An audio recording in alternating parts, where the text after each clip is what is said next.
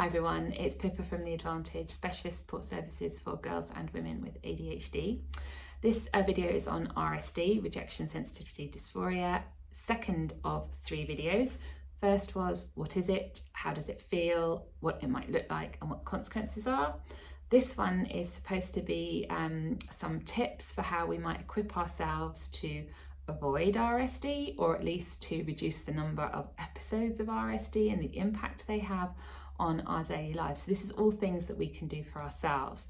So first of all, some basics, and if you've listened to me before, forgive me, I'll repeat myself, but the first thing is to get a decent night's sleep. We need to practice good sleep hygiene to ensure that we get the amount of sleep we need for the day ahead.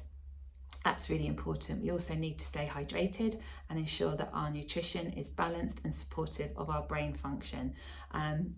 In particular, to make sure that we get enough protein into our systems to support neurological functioning.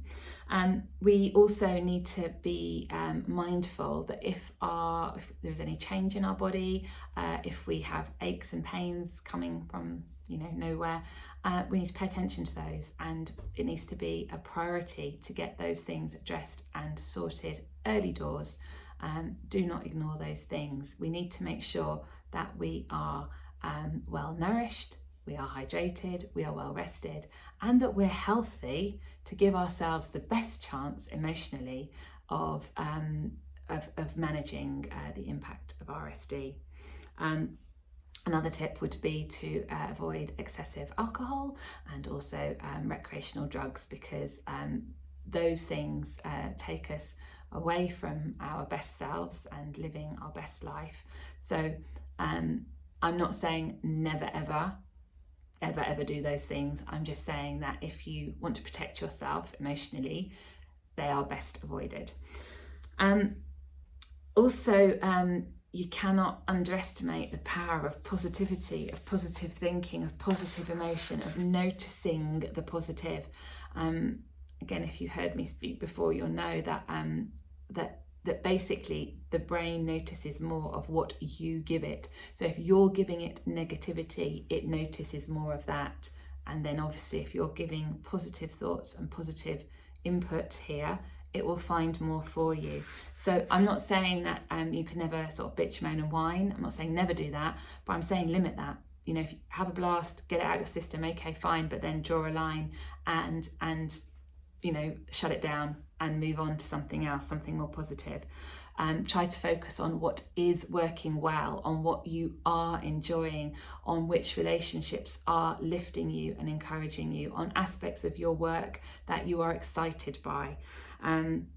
Celebrate your successes and out loud with your partner, with your family, with your friends. Talk about what you are good at, what you have achieved. Say it out loud, get it out there. Understand that ADHD is a difference, not a disability. It's unfortunate, obviously, that it is called a disorder, but the thing that makes it a disorder or a disability is because we have to live in the world made by the other brained people to make them look good. If we were able to exist in a world that was supportive of ADHD, in learning environments, in working environments, that would support us, then it wouldn't probably even be a thing. But anyway, this is where we are. In terms of positive thinking, I think it's really useful to look at the core symptoms of ADHD and to flip them and understand the positives that they bring. I'm not saying ADHD is a superpower and it's all marvellous. I understand, of course, that it brings challenges. However, if you can think about inattention as being imaginative, as being an independent thinker, as being curious, as being flexible, as being inquisitive, it all sounds better, doesn't it? It's all a much more positive take. With impulsivity, to think of that as creativity, as excitement, as spontaneity, as problem solving, as being uninhibited, as being imaginative. Again, that all sounds a lot better than being impulsive, doesn't it? But all of those things are, in fact, being impulsive. Instead of hyperactivity, think about being energetic, persistent, having a zest for life, being lively, charismatic, being driven. We can train ourselves to use those words about ourselves in a positive way to lift us. And when we do that, we are learning to love the woman that we are, not who we thought we should be, or not striving to fit. We weren't made to fit. We weren't made to fit in. I think, we're made to stand out. And when we stop trying to sort of squish ourselves, then we will find peace there.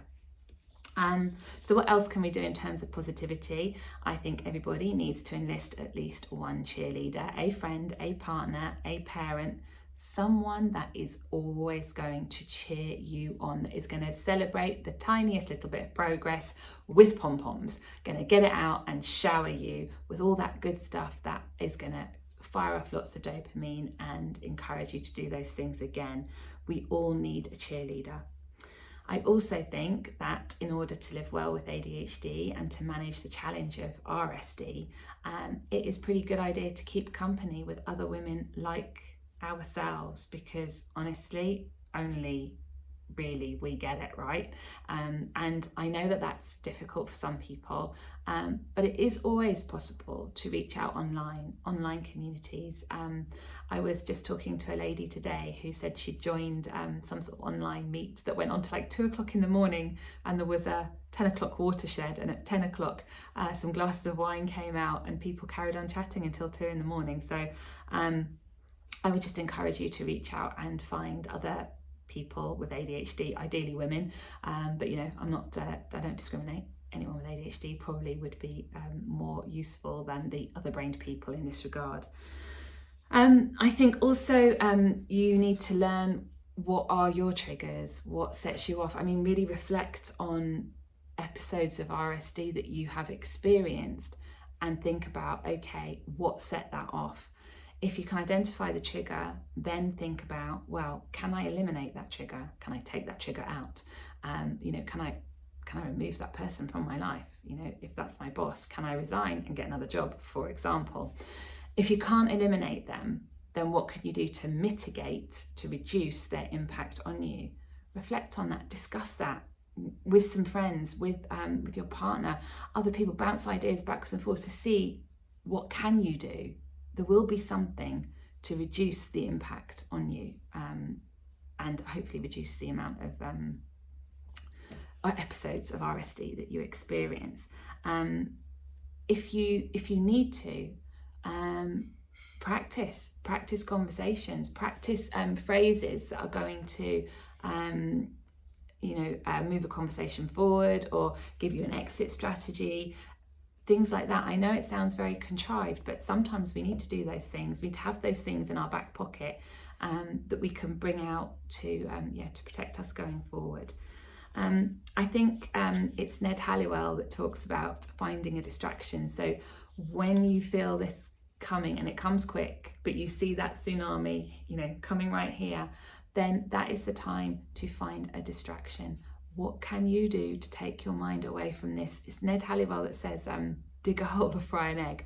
I've got to say, I love Ned Halliwell. He is my ADHD crush, but digging a hole or frying an egg wouldn't do it for me, Ned, because my brain would still be free to be, ruminating, throwing it about and so on. I know what I need to do. I need to talk to another human being. I have to call a friend and say, like, tell me what happened to you today. What's troubling you? What's the funniest thing that happened? Anything. Just tell me something that is going to distract me from this situation. So a distraction is always good. And for me, it would have to be a friend. But I mean, knock yourself out. If you think digging a hole or frying an egg would do it for you, then that's amazing. But a distraction can be really useful. It could be exercise. I mean, like really throwing yourself into a really, challenging exercise routine, a long run, intense HIIT workouts, something like that. And exercise could reduce the impact. It could, maybe you would not quite get the full hit of the tsunami. Maybe you're going to get, the edge of it as it starts to recede. Maybe cleaning or sorting things might help you get through it. singing, I don't know, everybody's different, but find something that takes you away from it.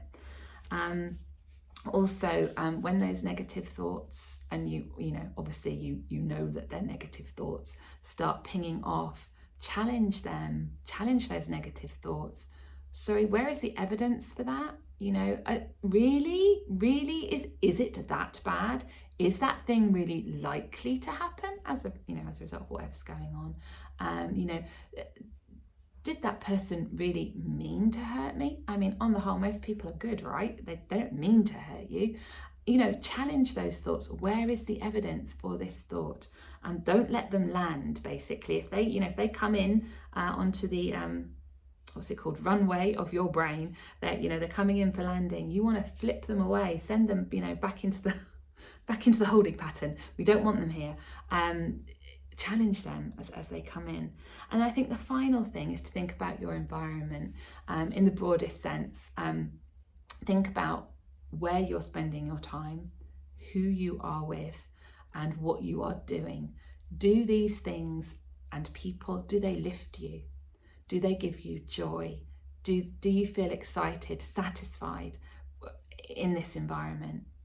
If you don't, then you need to think about changing that environment in order to protect yourself emotionally, to hopefully avoid the impact of RSD. So these are all things we can do for ourselves. The third video, I'm just going to talk briefly about possible treatment for RSD. No miracle cure, I'm afraid, people, but there is something by way of treatment that we can talk about. But I would really encourage you to try and practice things that I've spoken about tonight. And even if only one of them works, and even if it reduces the impact by that much, for my money, still worth it, guys. So thanks for listening. I'll see you again. Bye.